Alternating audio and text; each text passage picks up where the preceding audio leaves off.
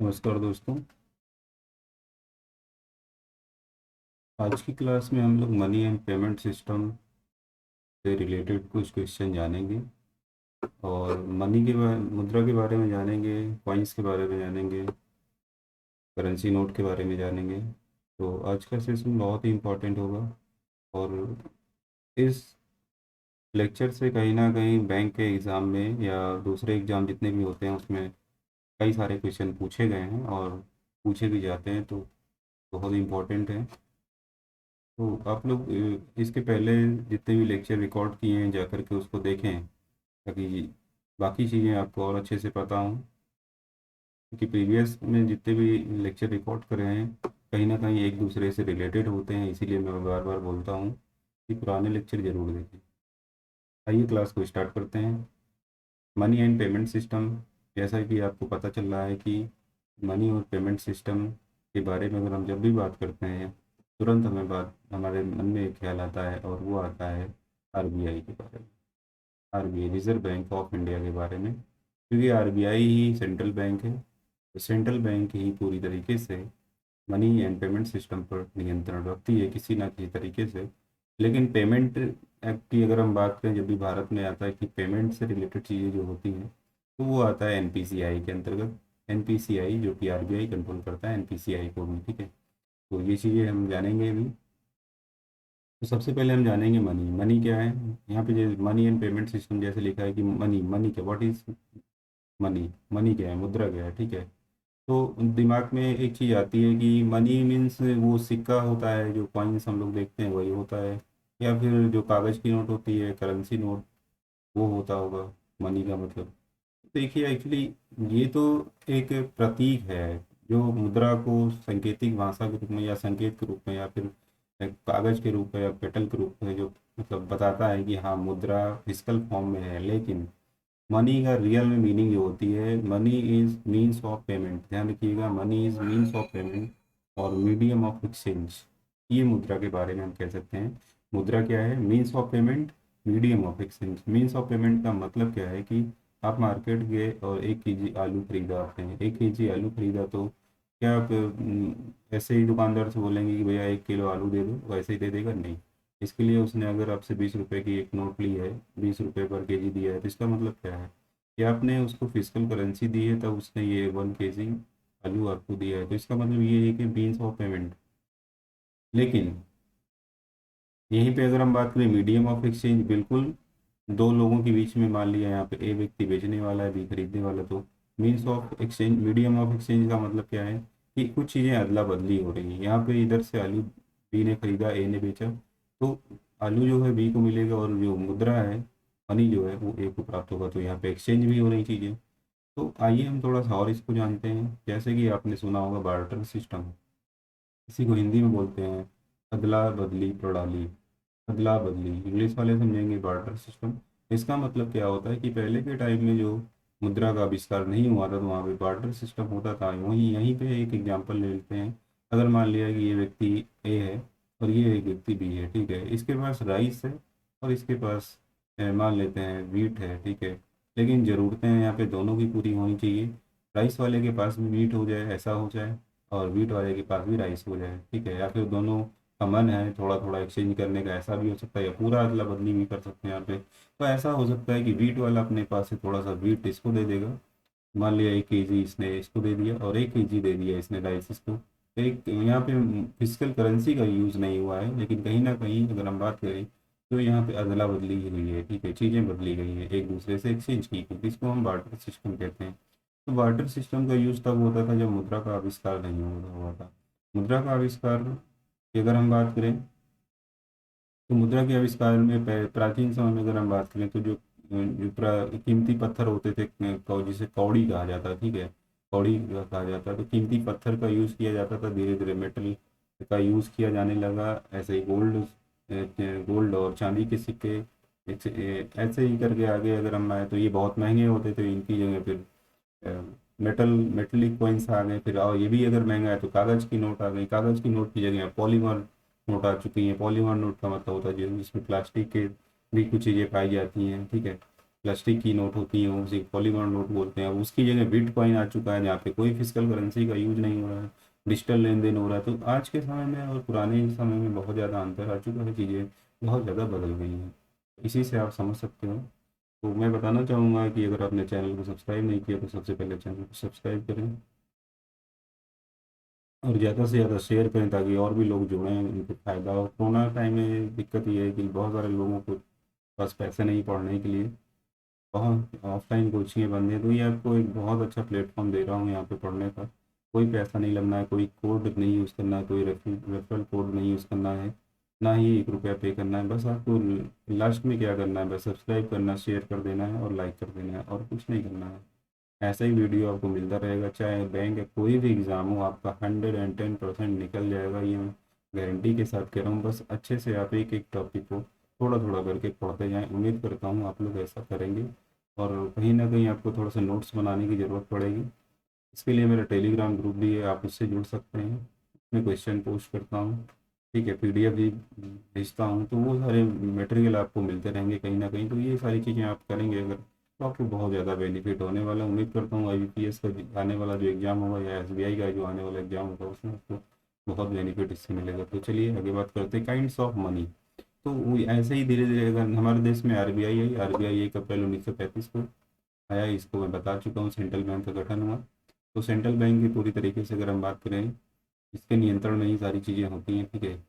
तो हम money and payment system जान रहे हैं, तो सबसे पहले हम यहाँ मनी की डिफिनेशन जान चुके हैं और जानते हैं मनी, काइंड्स ऑफ मनी के बारे में जानते हैं। तो सबसे पहले आता है किस फॉर्म में होता है, ये कॉइन्स के रूप में होता है। First is coins. कॉइन्स का मतलब मेटलिक जो सिक्के आपने देखा है, धातुओं के जो सिक्के आपने देखा उसे बोलते हैं कॉइन्स। तो इसको प्रोड्यूस करता है mainly, coins are produce by the government of India and these are metallic token money इन्हें कहा जाता है, ठीक है।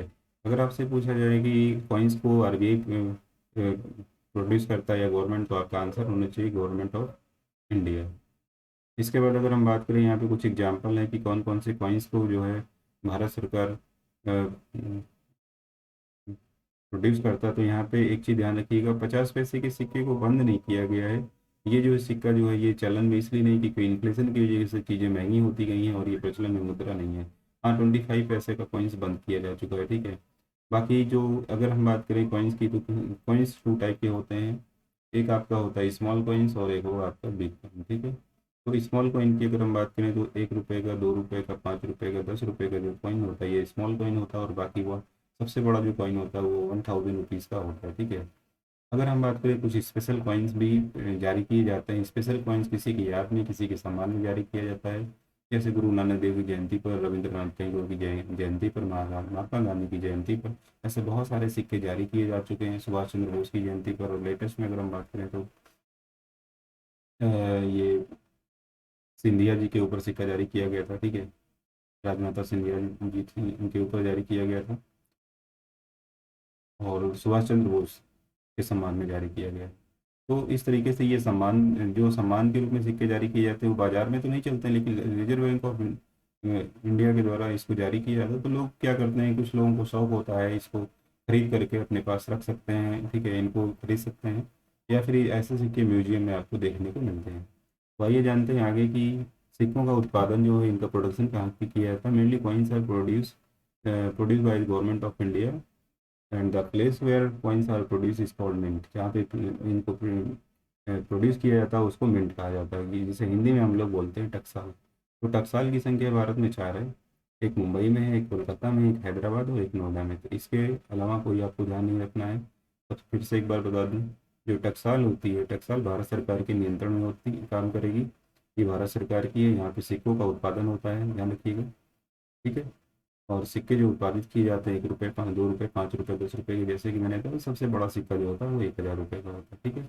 ये मार्केट में अभी चल नहीं रहा है, जो स्मॉल कॉइन चल रहे हैं। तो सिक्के 2 प्रकार के होते हैं, small coin and big coin. Small coin 1, 2, 5, 10 small coin होगा, बिग कॉइन 1000 रुपीज़ का। जैसे तो उम्मीद करता हूँ यहाँ तक समझ में आ गया होगा। आगे जानते हैं। दूसरा है करेंसी नोट। करेंसी नोट का मतलब वही कागज़ की नोट, कागज़ की नोट। करेंसी नोट जो होती है, these are printed by RBI. RBI इसको प्रिंट करती है and RBI has some printing press where currency notes are printed, ठीक है, जहाँ पे करेंसी नोट प्रिंट किए जाते हैं। अगर हम बात करें how RBI print currency note और इशू करेंसी नोट। तो इसमें क्वेश्चन कई सारे बनते हैं, इसका मैं आपको आंसर बताता हूँ। RBI have to maintain minimum reserve system with itself, that is RBI have to maintain 200 crore rupees with itself. 200 crore rupees RBI को अपने पास रखना पड़ता है या दिखाना पड़ता है, जिसमें से 115 करोड़ का आपका गोल्ड होता है, 115 करोड़ का गोल्ड होता है और 85 करोड़ की आपकी होती है फॉरेन करेंसी विदेशी मुद्रा। ये दोनों चीज़ बहुत ध्यान में रखना है। देखिए इसको मतलब जैसे कि हम बात कर रहे हैं यहाँ पे, RBI को ये चीज़ अपने पास दिखानी पड़ेगी और इतना 200 करोड़ मिनिमम है और मैक्सिमम कितना भी वो रख सकता है, कोई लिमिट नहीं है यहाँ पे। और मैक्सिमम कितनी भी currency according to market requirement जारी कर सकता है, ऐसा कुछ नहीं है कि लेकिन ये जो करेंसी जारी होती है मार्केट में, इसके कुछ कंडीशन होते हैं जिसको मैं आगे डिस्कस करने वाला हूँ कि किसके आधार पर मार्केट में नई करेंसी को जारी किया जाता है। तो आइए जानते हैं, ये जान चुके हैं RBI अपने पास कितना मिनिमम रिजर्व रखती है, 200 करोड़ रखती है, जिसमें 115 करोड़ का गोल्ड होता है, बाकी 85 करोड़ का फॉरेन करेंसी होती है। कहाँ पे नोट का उत्पादन किया जाता है? नोट का जो उत्पादन किया जाता है या नोट को जहाँ पे प्रिंट किया जाता है उसको बोलते हैं printing press.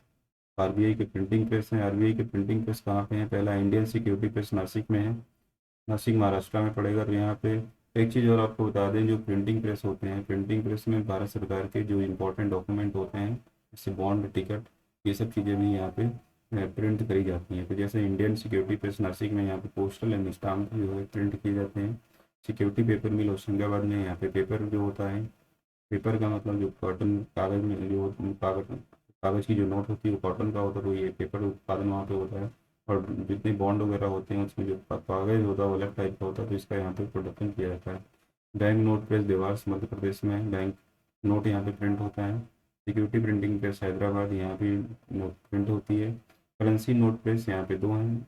Currency note press भी यहाँ पे ध्यान रखिए, करेंसी नोट प्रेस जो है एक मैसूर एक सागवानी में है। तो ये मतलब नए हैं दोनों, दोनों RBI ने स्थापित किया, तो और ये किसके कंट्रोल में है? RBI की सब्सिडरी है। बी, उसका नाम है BRBNMPL, भारतीय रिजर्व बैंक नोट मुद्रण प्राइवेट लिमिटेड। मैसूर और साल्बोनी किसके नियंत्रण में? भारतीय रिजर्व बैंक नोट मुद्रण private limited, BRBNMPL। Very very important question, exam में कई बार ये क्वेश्चन पूछा जा चुका है। RBI की सब्सिडरी की, जो सब्सिडरी ऑफ RBI, ये किसकी सब्सिडरी है? ये RBI की सब्सिडरी है। तो ये दो नए हैं यहाँ पे, अगर कागज़ की नोट प्रिंट की जाती है। And the Reserve Bank has the sole authority to issue bank note. तो यहाँ पे एक चीज़ ध्यान रखिएगा, रिजर्व बैंक ऑफ इंडिया ही मतलब सेंट्रल बैंक के पास पूरी अथॉरिटी है करेंसी नोट को जारी करने का। एंड किसी भी देश की अगर हम बात करें तो हर देश की सेंट्रल बैंक के पास ये अथॉरिटी होती है कि उस देश की नोट को प्रिंट करे, ठीक है। और जहाँ तक अगर हम बात करें, समय समय पर नोट की डिज़ाइन चेंज होते हैं, ठीक है। टाइम टाइम पर उसमें कुछ चेंजेस अगर लाया जाता है तो कहीं ना कहीं इसमें RBI का डिसीजन हो सकता है और भारत सरकार का भी डिसीजन होता है अगर नई कागज़ की नोट जारी की जाती हैं। The Reserve Bank of India has introduce bank note in the Mahatma Gandhi series. जैसे महात्मा गांधी की आपने देखा होगा कि फ़ोटो लगी होती है कागज़ की नोट पर, तो ये सीरीज स्टार्ट हुई थी 1996 में। और इसके बाद अगर हम बात करें, इसमें जो इस नोटें जारी की गई थी, 5 रुपये, 10 रुपये, 20 रुपये, 50 रुपये, 100 रुपये, 500 और 1000 रुपये की नोट पर आप देख सकते हो, इन नोट पर महात्मा गांधी की फ़ोटो देखी जा सकती है। इन्हें गांधी सीरीज की नोट कहा जाता है। अब यहाँ पे अगर हम बात करें, bank note are printed at 4 currency press का, 4 करेंसी प्रेस हैं, जैसा कि अभी हमने बताया भी आपको। तो एक है जिसकी निगरानी में own by the government of India through it's corporation, इसके कॉरपोरेशन है जो कि भारत सरकार के नियंत्रण में है। और BRBNMPL ये RBI का, ठीक है। Security printing and minting corporation of India limited, SMPCIL है। And two own by the Reserve Bank of India, जैसे हमने बताया, और RBI की सब्सिडरी जिसका नाम BRBNMPL, भारतीय रिजर्व बैंक नोट मुद्रा private limited. The currency press of SPMCIL, जैसे नासिक का जो है ये जो है इसके नियंत्रण में है, SMPCIL, जो कि वेस्टर्न इंडिया में पड़ेगा। एंड देवास जो है सेंट्रल इंडिया में पड़ेगा। ये दोनों इसके नियंत्रण में है। बाकी जो आपका सागौनी और मैसूर में है ये आपका BRBNMPL के नियंत्रण में है, जो कि RBI की सब्सिडरी है। और ये अगर पूछा जाए जो है ये भारत सरकार की है, SPMCIL, और ये RBI की है। तो ये दो चीज़ आप ध्यान रखेंगे, वेरी वेरी इंपॉर्टेंट है। कॉइन्स की बात करते हैं तो कॉइन्स के बारे में हमने बता ही दिया है। Coins are minted at 4 means और इसको नियंत्रण करता है SPMCIL, ठीक है, इसके नियंत्रण में ये होता है। और जहाँ पे कॉइन्स को प्रोड्यूस किया जाता है तो उसे टकसाल कहते हैं, जैसा कि मैंने बता दिया है, मुंबई, हैदराबाद, कोलकाता और नोएडा में टकसाल हैं चार, जहाँ पे सिक्कों का उत्पादन किया जाता है। The coins are the issued for circulation only through the Reserve Bank of India in term of section 38। मतलब इसका जो, जैसे हम यहाँ पे एक एग्जाम्पल बताएं आपको, SPMCIL इसके नियंत्रण में, ठीक है, इसके नियंत्रण में अगर हम बात करें कि चार जो है मिंट है, एक आपका नोएडा का, एक हैदराबाद का, एक मुंबई का और एक कोलकाता का। यहाँ पे मान लिया सिक्कों का उत्पादन हो गया, ये सिक्के जो है इसको डिस्ट्रीब्यूट कौन करेगा, डिस्ट्रीब्यूशन की जिम्मेदारी किसकी होती है। तो सेक्शन 38 में RBI 1934 सेक्शन 38 में ये बताया गया कि रिजर्व बैंक ऑफ इंडिया इसका सर्कुलेशन करता है, मतलब ये कहाँ भेजता है, बैंकों में भेजता है, अपनी रीजनल ब्रांचेस में भेजता है। उसके बाद ये बैंकों में भेजे जाते हैं, बैंकों के द्वारा जब आप कस्टमर जाता है तो कस्टमर के पास पहुंचा दिया जाता है सिक्कों को। इस तरीके से ये मार्केट में आ जाता है। तो ये तरीका होता है मार्केट में सिक्के या नोट कैसे पहुंच पाता है। करेंसी नोट और कॉइन्स की सर्कुलेशन की जिम्मेदारी रिजर्व बैंक ऑफ इंडिया की होती है। अब जैसे तुम्हारे पास घर में लॉकर होता है, लॉकर में आप सुरक्षित रखते हो नोट को, ठीक है, कॉइन्स को, गुल्लक होता है, गुल्लक में सुरक्षित रखते हो। इसी प्रकार से एक होता है करेंसी चेस्ट, ध्यान रखिएगा।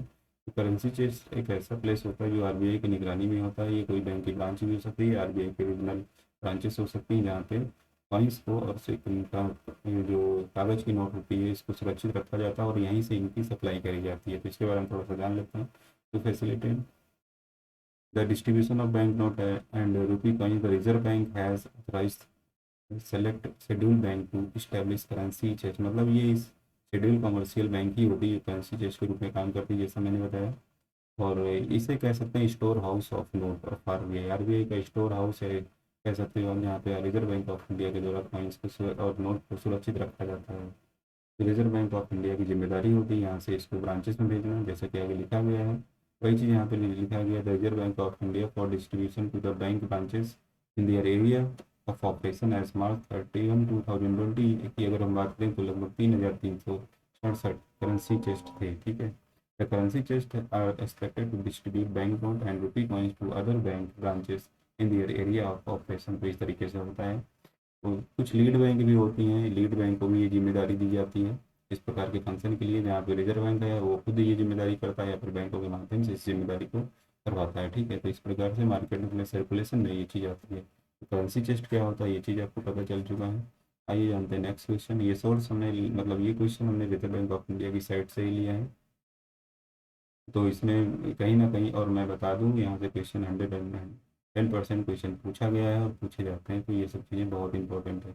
What is the role of Reserve Bank of India in currency management, currency management में RBI का क्या रोल होता है। तो अगर हम बात करें section 22 of the Reserve Bank of India act, RBI has the sole right to issue bank note in India, and section 25 state that the design, form and material of bank note shall be such as may be approve by the central government. देखो यहाँ पे दो section, एक section 22 और है दूसरा section 25। RBI के पास अगर पूछा जाए किस सेक्शन में अधिकार है करेंसी नोट जारी करने का, तो सेक्शन 22। कौन सा सेक्शन होगा, सेक्शन 22 में अधिकार दिया गया है। अगर आपसे पूछा जाए कि RBI के पास किस सेक्शन में अधिकार है नोट का डिज़ाइन को और मटेरियल जो उसमें यूज़ होता है प्रयोग करने का, क्योंकि जो कागज़ होता है और इंक होता है ये अलग टाइप होता है, उसका डिज़ाइन बनाना, डिज़ाइन तैयार करना ये भी RBI की जिम्मेदारी होती थी। ये किस सेक्शन के आता है, सेक्शन के अंतर्गत आता है, सेक्शन 25 के अंतर्गत। जैसे कि आपको पता है कि अभी बहुत सारी नई करेंसी नोट आ चुकी, जो कि आगे मैं बताऊंगा। तो ये किसके अंतर्गत आता है, RBI के अंतर्गत आता है। यहाँ पे भारत सरकार रिकमेंड करता है, भारत सरकार के रिकमेंडेशन पर रिजर्व बैंक ऑफ इंडिया के द्वारा ऐसा किया जाता है। नेक्स्ट क्वेश्चन देखते हैं। Which denomination bank note are issued in currently in circulation, कौन कौन सी जो नोट इन सर्कुलेशन में है प्रेजेंट टाइम में, तो 10 रुपये की, 20 रुपये की, 50 रुपये की, 100 रुपये की, 200 रुपये की, 500 रुपये की और 2000 रुपये की। 2000 की अभी नई नोट जारी नहीं हो रही, लेकिन मार्केट में ये नोट कुछ समय तक रही है, ठीक है। तो these note are called the bank note as they are issued by the Reserve Bank of India and the printing of notes in the denomination of 2 rupees and 5 rupees has been discounted. मतलब ये बंद हो चुकी हैं 2 रुपये और 5 रुपये की जो पुरानी नोट आती थी वही देखने को मिलती है, नई नोट नहीं जारी की जा रही है। And these denomination have been conceived as the cost of printing and servicing these banknote was not commensurate with their life. देखो यहाँ पे मैं बताऊँ इसको हिंदी में क्या लिखा है। जो 2 रुपये और 5 रुपये की नोट थी, इसकी जो लाइफ लाइफ है ये कम थी और ये बहुत जल्दी ख़राब हो जाती थी। ठीक है, तो यहाँ पे ये किया गया है, इनकी जगह सिक्के देख रहे होंगे आप लोग, सिक्के चल रहे हैं, लेकिन पुरानी नोट ही देखने को मिल रही है। 2 रुपये और 5 रुपये की नई नोट नहीं आ रही, इसलिए इनको अब प्रिंट नहीं किया जा रहा, ये आरबीआई के द्वारा जारी नहीं किए जा रहे हैं। अब क्वेश्चन उठता है कि यहाँ पे अब 1 रुपये की नोट क्या जारी होती है, जैसे 1 रुपये की नोट भी जारी होती है और 1 रुपये की नोट भी जारी किया जाता है वो reserve Bank of sorry Bharat सरकार के द्वारा, भारत सरकार के द्वारा जारी किया जाता है। आरबीआई बाकी नोट जारी करता है, लेकिन 1 रुपये की नोट भारत सरकार जारी करती है। और देखिए रुपये की जो वैल्यू स्टार्ट होती है वो कहीं ना कहीं 1 रुपये से स्टार्ट होती है और 1 रुपया बनता है कुछ पैसों से मिल करके। तो मिनिमम जो वैल्यू है रुपये की वो आरबीआई सॉरी भारत सरकार ने अपने पास रखी हुई है, भारत सरकार ने रखी हुई है अपने पास। तो कहा जाता है कि अगर 1 रुपये किसी व्यक्ति को मिल जाए तो 1 रुपये से भिखारी भी अपनी ज़रूरत पूरी कर सकता है। भारत सरकार ऐसी ही सिचुएशन अगर हो जाए कि हर व्यक्ति को 1-1 रुपये देना पड़े तो भारत सरकार 1 रुपये प्रिंट करके लोगों को दे सकती है। मिनिमम वैल्यू इस भारत सरकार के पास है। तो कहीं ना कहीं जो एक प्रकार से अगर बात करें 1 रुपये की नोट अगर पूछा जाए कौन जारी करता है, भारत सरकार जारी करती है और वित्त सचिव का इस पर हस्ताक्षर होता है। वित्त सचिव फाइनेंस सेक्रेटरी का इस पर सिग्नेचर होता है। बाकी जो नोट होती हैं उस पर गवर्नर, आरबीआई के गवर्नर के हस्ताक्षर होते हैं। तो ये भी आपको ध्यान में रखना है। Can bank note B issued only in this denomination, क्या बैंक नोट इसी डिनोमिनेशन में जारी हो सकती हैं? कोई ज़रूरी नहीं। देखिए जब भी अगर हम बात करें यहाँ पे Reserve Bank of India according to requirement note जारी कर सकती है, तो सेक्शन 24 में बताया गया है, ध्यान रखिएगा। RBI act 1934 bank note shall be of the denominational value of 2 rupees, 5 rupees, 10 rupees, 20 rupees, जैसे कि मैंने बताया 50 rupees, 100 rupees, 500 rupees, 1000 rupees and 5000 rupees. 5000 की भी नोट होती है एंड 10,000 रुपीज़ की भी नोट होती है। तो अगर हम बात करें बिगेस्ट नोट की, जो सबसे बड़ी बिग नोट होती है, तो बिग नोट में आपका 10,000 की ही आता है। तो सबसे बड़ी नोट जो जारी कर सकती है आरबीआई, सेक्शन 24 में ये बताया गया है, आरबीआई 1934 वो 10,000 रुपीज़ की नोट आरबीआई जारी कर सकती है। ये सबसे बड़ी डिनोमिनेशन की नोट है, ध्यान रखिएगा। कई बार एग्जाम में ये पूछा गया है कि इससे बड़ी कोई नोट जारी नहीं होती है। ये नोट कुछ समय के लिए चलाई गई थी, उसके बाद बंद कर दी गई थी।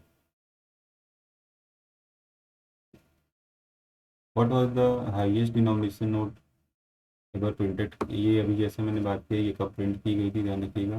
तो the highest denomination note ever printed by the Reserve Bank of India it was in 1938।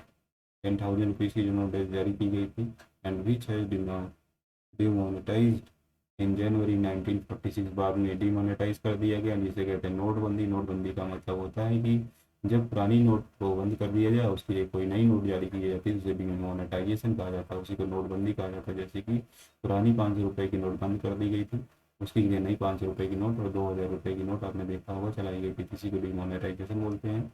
और 10,000 रुपये की जो नोट है एक बार फिर से चालू की गई थी 1954 में।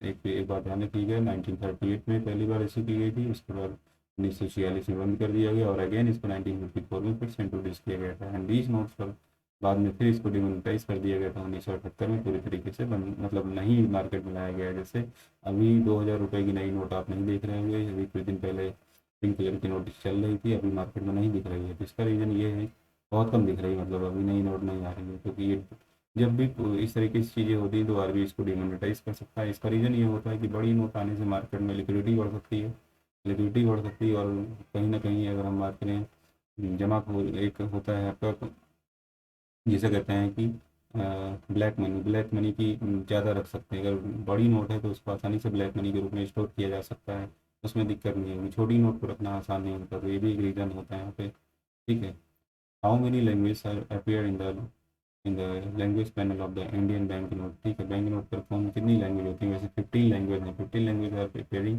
जो कि अपेयर होती है किसी नोट पर लैंग्वेज पैनल में अगर हम बात करें बैंक नोट में। और इसमें 2 लैंग्वेज को और अगर शामिल कर लें, हिंदी और एक साइड आपका इंग्लिश में लिखा होता है, इन दोनों को शामिल कर लें तो 15 to 17 लैंग्वेज यहाँ पर हो जाती है। Addition to in addition to Hindi and prominently displayed in the center of the note and English on the reserve of the bank note।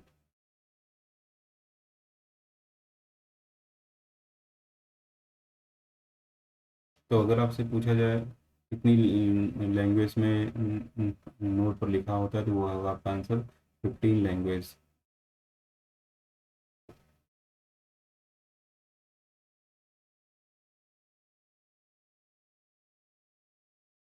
Hindi में बीच में लिखा होता, देखिए सेंटर में कह रहा है, और इंग्लिश में रिवर्स में लिखा होता है, ठीक है, उल्टे साइड में लिखा होता है बैंक नोट के। तो हिंदी और इंग्लिश में भी ये लिखा होता है नोट के बारे में।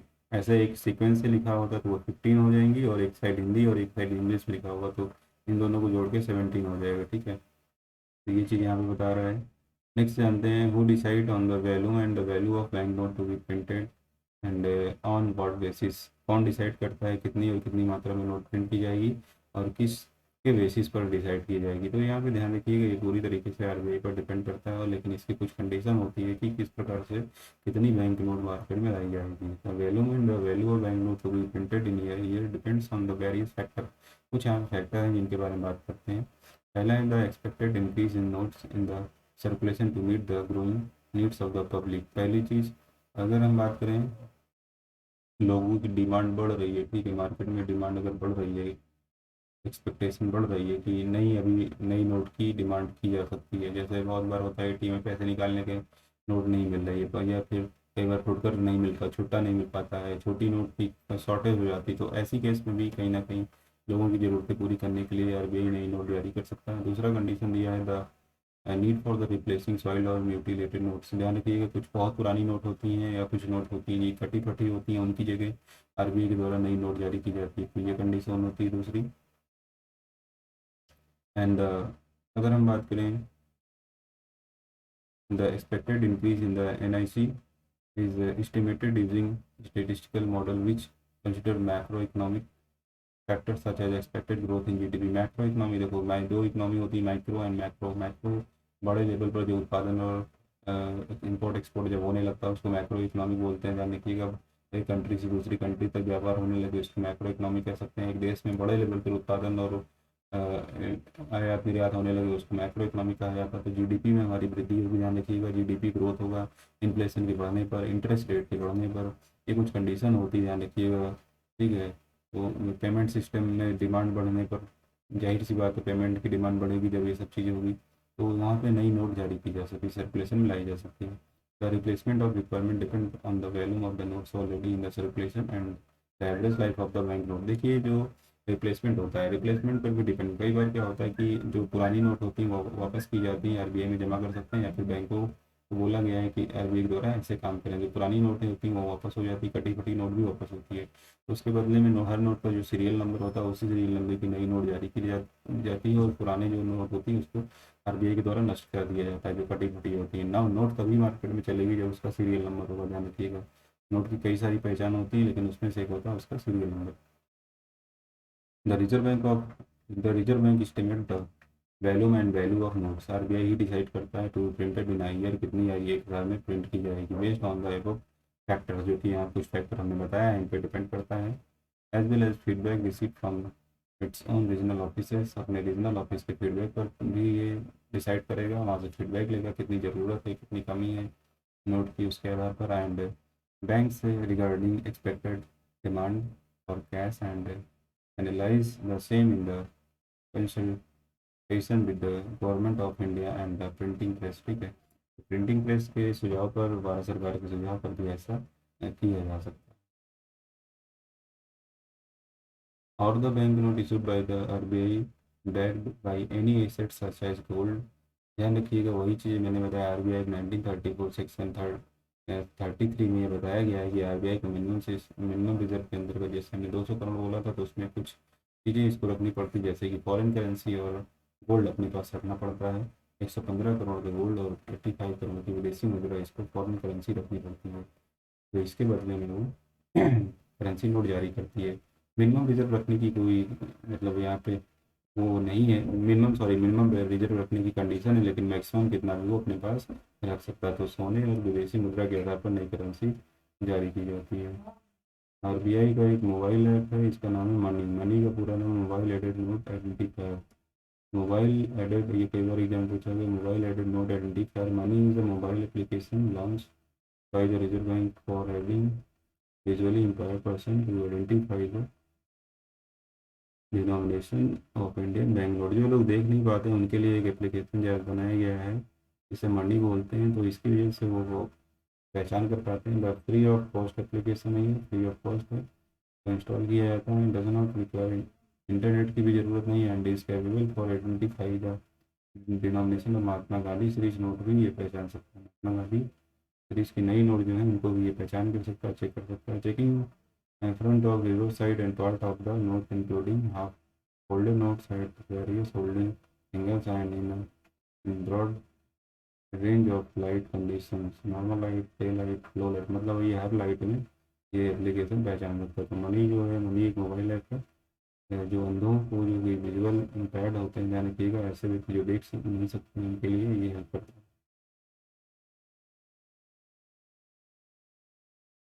What are soiled, mutilated and imperfect notes? तो ये सबसे इम्पोर्टेंट क्वेश्चन है, वेरी वेरी इंपॉर्टेंट क्वेश्चन, बहुत बार एग्जाम में आया हुआ है।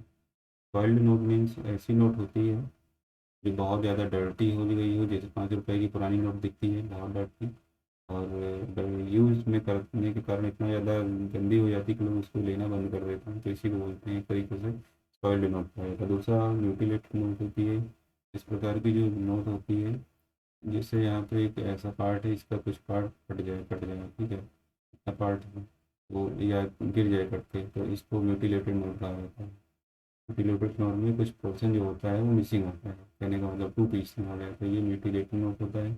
इम्परफेक्ट नोट का मतलब means any bank note which is wholly और पार्टली obliterated, shrunk, washed,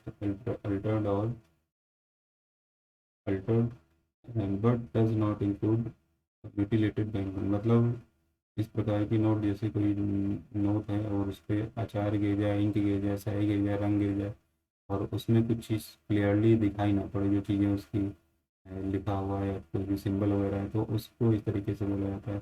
कई बार नोट धुल जाती है तो उसमें दिखता नहीं क्लियरली, तो लोग लेने से मना कर देते हैं, तो इसको इम्परफेक्ट नोट कहा जाता है। ये नोट होती हैं, यहाँ से भी बहुत सारे क्वेश्चन पूछे जाते हैं। क्लीन नोट पॉलिसी आरबीआई की क्या है? क्लीन नोट पॉलिसी में कुछ गाइडलाइन जारी की गई रिजर्व बैंक के द्वारा, तो आइए जानते हैं। Reserve Bank of India has been continuously making effort to make good quality bank note available to the member of public. तो आरबीआई का ये प्रयास है कि इस लोगों को सही नोट मिले, इसके लिए कुछ गाइडलाइन जारी की गई to help RBI in the banking system towards this objective. The member of the public are requested to ensure the following, मतलब लोगों से अपील की जाती है कुछ गाइडलाइन उसको फॉलो करें, जैसे not to staple the bank note को स्टेपल मत करें, नॉट टू राइट, लिखे मत। बहुत सारे लोग सोनम गुप्ता बेवफा लिख लिख के इस तरीके से प्रचार कर दिए, इतनी नोट देखने के लिए लोगों ने मजाक बना दिया। तो इस प्रकार की उम्मीद करता हूँ एक्टिविटी ना करे कोई लोग, तो कुछ लिखे नहीं, and put rubber stamp any other mark on the bank note. बहुत से लोग रबड़ लगा देंगे या चिपक जाती हैं रबड़, या बहुत स्टापलर कर देंगे, तो ये सब चीज़ें मत करें। And not to use bank note for making garland, बहुत लोग माला बना देते हैं, सिल लेते हैं, लगा लगा के भाई दूल्हे को सजा देंगे, टॉय वगैरह उसमें लगा देंगे, तो ऐसा डेकोरेशन कर देंगे, सजा देंगे, ऐसा करने से नोट खराब हो सकती है। तो ऐसा मतलब ये कुछ गाइडलाइन है जो कि क्लीन नोट पॉलिसी के अंतर्गत आरबीआई की द्वारा जारी की गई है। अब अगर हम बात करें which denomination of coins are currently in circulation, can coins be issued only in this denomination, तो यहाँ पे क्वेश्चन ये है कि कौन कौन से डिनोमिनेशन की करेंसी चल रही है, क्या कॉइन भी इसी डिनोमिनेशन में जारी किए जा सकते हैं। तो जैसा कि मैंने पहले बताया है कि 50 रुपये, 50 पैसे, 1 रुपीज़, 2 रुपीज़, 5 रुपीज़, 10 रुपीज़ का सिक्का चल रहा है, and 20 rupees coins in India presently being issued in denomination. मतलब कॉइन्स जो होते हैं वो 50 पैसे का हो सकता है, 1 रुपीज़ का, 2 रुपीज़ का, 5 रुपीज़ का, 10 रुपीज़ का कॉइन, एंड 20 रुपीज़ के कॉइन हो सकते हैं। कॉइन्स अप टू 50 पैसे आर कॉल्ड स्मॉल कॉइन, जो कि स्मॉल कॉइन की अगर हम बात करें तो उसका 50 पैसे का होगा, एंड कॉइन्स ऑफ रुपीज़। यहाँ पे एक बार सुधार, इसको थोड़ा सा सुधारता हूँ मैं, जो यहाँ पे मैंने बोला था स्मॉल कॉइन और बिग कॉइन, ये सॉरी, इसको थोड़ा इम्प्रूव करते हैं। 50 पैसे का जो होगा ये स्मॉल कॉइन होगा, और जो बिग कॉइन की अगर हम बात करें तो ये 1 रुपये से लेके 1000 तक ये एक बिग कॉइन होगा, तो इसको थोड़ा सा सुधार करेंगे, इनको करेंगे यहाँ पे।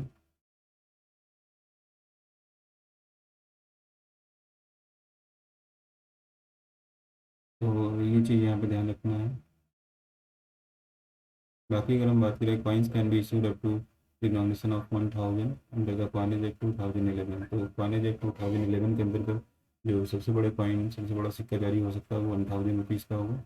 इसको थोड़ा सा ध्यान में रखना है। Which denomination coins have been withdrawn from circulation, कौन सा सिक्का जो है वो सर्कुलेशन में नहीं है, हटा दिए गए हैं। तो है 25 पैसे का, मतलब 50 पैसे का सिक्का अभी भी मार्केट में लिया नहीं जाता, लेकिन आरबीआई ने इसको बंद नहीं किया है। तो ये 50 पैसे 25 पैसे का बंद हुआ था 30 जून 2011 को।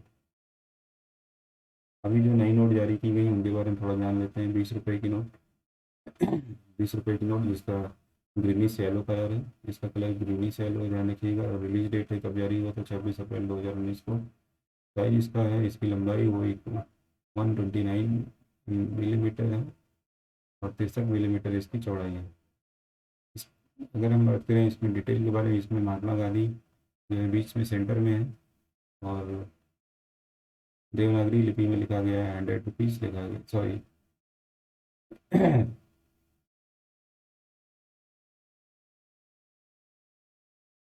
ये चीज़ यहाँ पे गलत लिखा है। महात्मा गांधी जी यहाँ पे छपे हुए हैं, ध्यान रखिएगा। और उनका ऐनक भी इधर से छपा हुआ है। तो ये एक प्रकार से इसकी पहचान है। एलोरा के एक साइड बना हुआ है, एक साइड एलोरा के और एक साइड महात्मा गांधी। ठीक है, तो ये इसकी पहचान है। 100 रुपीज़ का अगर हम बात करें, तो 100 रुपीज़ का जो नया नोट आया है, इसका कलर है लवेंडर कलर है।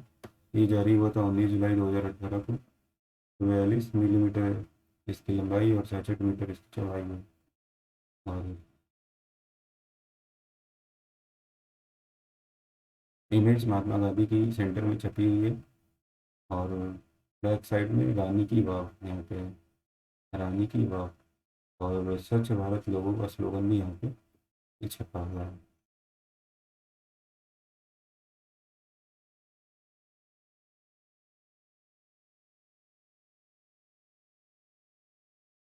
तो ये जो 100 रिटर्न इन देवनागरी, ये हिंदी में लिखा हुआ है यहाँ पे। 100 रुपये ये इसके बारे में है। और यहाँ पे ये 20 रुपये है, 20 रुपये देवनागरी में। यहाँ पे 100 ना होके 20 रुपये है।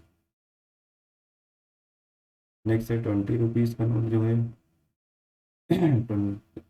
10 रुपीज़ का नोट, सॉरी 10 रुपीज़ का नोट। तो इसका जो कलर है चॉकलेट ब्राउन। ये 5 जनवरी 2018 को जारी किया गया था। 123 मिलीमीटर इसकी लंबाई और 63 मिलीमीटर इसकी चौड़ाई है। अगर हम बात करें, इमेज महात्मा गांधी की इमेज सेंटर में है, और दूसरी साइड जो है, तो जो मोटिव है सन टेम्पल और स्वच्छ भारत का लोगो और स्लोगन यहाँ पे बना हुआ है। नेक्स्ट है 50 रुपीज़ की नोट। इसका कलर फ्लोरेसेंट ब्लू है। 10 नवंबर 2017 को ये जारी किया गया था। 135 मिलीमीटर इसकी लंबाई और 66 मिलीमीटर इसकी चौड़ाई है। फ्रंट में महात्मा गांधी हैं इन सेंटर, एंड बैक साइड में जो है हम्पी जो है, हम्पी का लोगो है, हम सॉरी हम्पी का इमेज है। और स्वच्छ भारत का लोगो है, स्लोगन यहाँ पे लिखा हुआ है कि स्वच्छ भारत अभियान के लिए स्लोगन है, लोगो और स्लोगन है। और यहाँ पे देवनागरी लिपि में 50 रुपये लिखा गया है। तो ये 50 रुपये की नोट के बारे में है। 200 रुपये की नई नोट आई है, इसका कलर जो है ब्राइट येलो है। 25 अगस्त 2017 को ये जारी की गई। 146 मिलीमीटर लंबाई है और इसकी चौड़ाई 66 मिलीमीटर है। अगर हम फ्रंट में बात करें, तो इमेज of महात्मा गांधी की फ्रंट में इमेज है। और बैक साइड में यहाँ पे सांची स्तूप है। नेक्स्ट 500 रुपये की नई नोट जो है, इसका जो कलर है स्टोन ग्रे है। और ये जारी हुआ 10 नवंबर 2016 को। की जो लंबाई है 150 मिलीमीटर और चौड़ाई 66 मिलीमीटर है। फ्रंट साइड में महात्मा गांधी की इमेज है। और बैक साइड में इमेज ऑफ रेड फोर्ट बना हुआ है। स्वच्छ भारत का लोगो यहाँ पे बना हुआ है। 2000 रुपये की नई नोट है। इसका जो कलर है मेजेंटा कलर है। ये इसको जारी किया गया था 8 नवंबर 2016 को।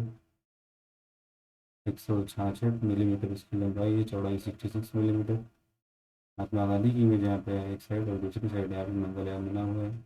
देवनागरी लिपि में यहाँ पे 2000 रुपये भी लिखा हुआ है।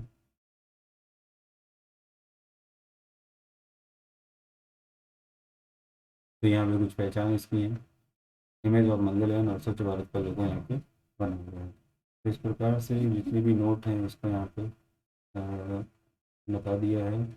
तो मनी एंड पेमेंट सिस्टम में यहाँ पे इतनी चीज़ें आपको ध्यान में रखनी है, सारी चीज़ समझ में आ गई हमें। स्मॉल कॉइन में आप लोग बस इतना ध्यान रखिएगा, 50 पैसे का स्मॉल कॉइन होगा, बाकी बिग कॉइन होगा जितना भी मैंने बताया। उम्मीद करता हूँ ये क्लास सभी को पसंद आई होगी। क्लास को लाइक करें, शेयर करें।